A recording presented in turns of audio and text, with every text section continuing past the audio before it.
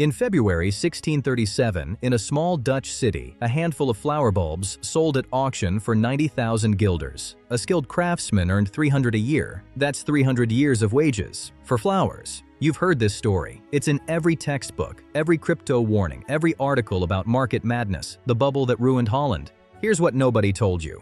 Most of it is fake, and that should bother you more than the tulips do. Because you make money decisions based on stories. Everyone does. Stories about what a bubble looks like, about who gets ruined and why, about what happens when the music stops. And the most famous money story ever told, the one your warnings are calibrated on, has been quietly exaggerated for 400 years. The ruined nation? Didn't happen. The mass bankruptcies? Not in the records. The merchants drowning themselves in canals? Invented. If the foundation story is fiction, what else did you accept without checking? That's the real subject of this video. The tulips are just the crime scene. Here's why we can say this with confidence. Centuries later, historians did something nobody had bothered to do. They went into the Dutch city archives, the actual contracts, court records, bankruptcy filings from 1637, and looked for the wreckage. They found almost none. What they found instead was stranger and more useful than the legend.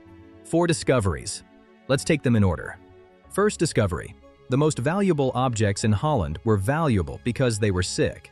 The tulip arrived from the Ottoman Empire into the richest country on earth. The Dutch Republic, early 1600s, the world's first great stock exchange, a global trading empire, a new merchant class with money to burn. A rare tulip garden was their supercar in the driveway. Status, planted in dirt. How seriously did they take it? Merchants commissioned oil paintings of their favorite blooms, flower portraits by master painters, because the real thing lasted a week in April and the vanity needed to last forever. When a rare bulb flowered, its owner threw viewing parties. People traveled between cities to stand in a garden and look at one plant. But the prizes, the bulbs worth fortunes, were the broken ones. Petals streaked with flames of contrasting color, each one unique. The most famous, the Semper Augustus, crimson fire on white. Contemporaries called it the most beautiful flower in the world.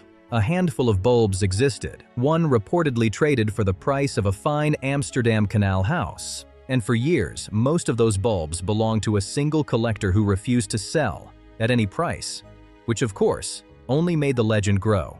Scarcity you can't buy is the most expensive scarcity of all. 300 years later, science found the cause of those magnificent stripes. A virus. A plant infection spread by aphids that scrambled the flower's color and weakened the bulb. It grew slowly. It barely reproduced. The beauty and the rarity came from the same disease. The most expensive things in the country were beautiful because they were dying. Here's your first takeaway, and it's not a joke. That scarcity was real. A sick bulb genuinely couldn't be mass-produced. Early tulip prices were high the way fine art is high. Strange, but anchored to something. Remember that anchor. Watch what happens when it's cut. Second discovery. The mania wasn't about flowers, it was about paper. A tulip bulb spends most of the year underground. You can't hand it over in July. So in the taverns, traders started selling promises. A piece of paper. I'll deliver this bulb in spring at this price. Then someone resold the promise. Then someone resold that.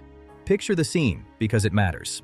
This wasn't a stock exchange with rules and clerks. It was the back room of a tavern at night. Candle smoke, beer, chalkboards, shouted bids. Traders formed drinking clubs that met to deal bulbs the way other men played cards. Every completed trade was sealed with a ritual toast. They even had a name for it, wine money, and every evening ended with someone convinced he'd made a fortune, without ever touching a flower. The Dutch had a name for it, the wind trade, trading air. Today we call it a futures contract, one of the earliest ancestors of modern derivatives, the same family of instruments that, wrapped around mortgages instead of flowers, helped sink the world in 2008. Was born in a Dutch pub, over beer, wrapped around a bulb in the ground. And by the winter of 1636, watch the sequence. You've seen it before. Weavers, bakers, tradesmen flood in. None of them grow tulips. None of them want tulips. They're buying paper to resell the paper. Prices double, then double again. One surviving pamphlet claimed a single bulb changed hands for 2 wagon loads of wheat, 4 of rye, 4 fat oxen, 8 pigs, 12 sheep, 2 barrels of wine, 4 barrels of beer, 1,000 pounds of cheese, and a silver drinking cup to seal the deal. Propaganda, probably, but the fact that it was believable tells you exactly where prices stood. The frenzy spreads from the rare bulbs down to ordinary garden varieties. Junk bulbs, riding the wave. Contracts change hands 5-10 times in an evening. Nobody puts real money down. Everybody's rich on paper. The flowers stopped mattering. The anchor was cut. Takeaway 2. That's the line between investing and musical chairs. Not the asset, the intention. When buyers no longer want the thing, only the exit, the price measures nothing but belief. Shares in 1929, dot-coms in 2000, houses in 2008. The tulip was just the first time it was written down. And belief has one weakness. It can stop. All at once. First week of February, 1637. Harlem, a routine bulb auction. The auctioneer calls a lot. And for the first time anyone can remember, no hands go up. He drops the price. Silence. Drops it again. Nothing. It probably didn't help that Harlem, at that exact moment, was battling an outbreak of plague. Death in the streets is bad for a mood of invincibility. Word of the failed auction moved through the tavern network in days, and the entire structure, held up by nothing but the certainty of a next buyer, simply ceased. Not a decline. A vanishing. Paper worth a craftsman's decade was suddenly worth whatever a flower is worth. Now. The textbooks say what came next was ruin. Bankrupt families, a devastated economy, bodies in the canals. The archives say no wave of bankruptcies in 1637, no economic collapse. The Dutch Republic sailed on into the peak of its golden age. The traders were mostly comfortable merchants, speculating with money they could afford to lose. And the contracts, here's the beautiful anticlimax, were mostly never paid. Courts treated the wind trade like gambling debts and refused to enforce it. Buyers and sellers settled for pennies on the guilder, grumbled, and went back to work. The paper losses were enormous. The real losses were a rounding error. Takeaway 3. The size of a mania is not the size of the damage. What decides the damage is leverage and enforcement. Who actually owes real money when the belief dies? In 1637, almost nobody did. In 1929 and 2008, almost everybody did. Same fever, different debts, opposite catastrophes. So if the ruin never happened, where did the story come from? Fourth discovery. The legend was manufactured twice.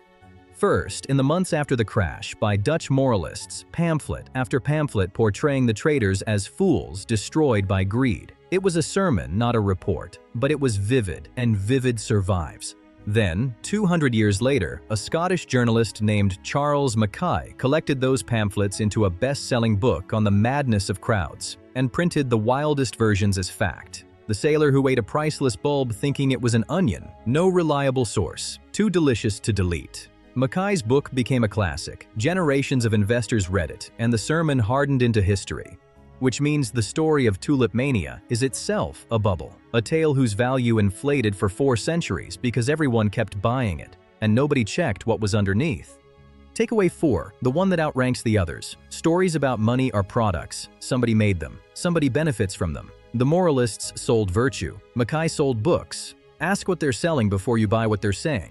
So, 90,000 guilders for a handful of bulbs, that really happened. The price was real. The ruin was not. And that's the version worth keeping, because it's sharper than the legend. A real mania, a real crash, and damage decided not by the madness but by the debts underneath it. Plus, a warning the textbooks never intended to teach, that the most expensive thing you can buy is a story everyone already believes. So here's the one thing to do with this video. Next time you hear a perfect story about money, a story that fits a little too well, don't ask if it's famous. Ask who's selling it. Then look underneath. That's what this channel does. The real stories behind money, markets, and power, checked against what the records actually say. If that's the kind of finance you want more of, you know where the subscribe button is. The tulips were never the point. The story was.